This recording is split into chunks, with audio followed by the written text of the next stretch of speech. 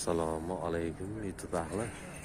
Hozir navbatdagi mana kirmaymiz, xudo xolasa yakuniga yetmoqda. Mana Jizzaxning tortimida 62 ga 17 konteyner materiallarni tayyorlagan. Xudo xolasa bugun ishimizni yakunlaymiz. Mana o'rtadagi rekalar qolgan. Mana sizlarga hozir hammasini ko'rsataman. Mana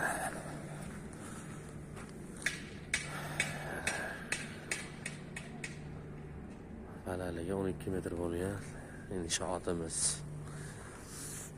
Mana konveyer shaklida yopilgan.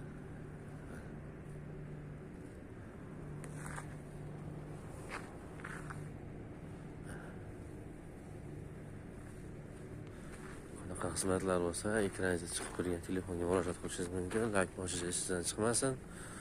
E'tiboringiz uchun rahmat. Har doim xizmatingizdamiz. Rahmat.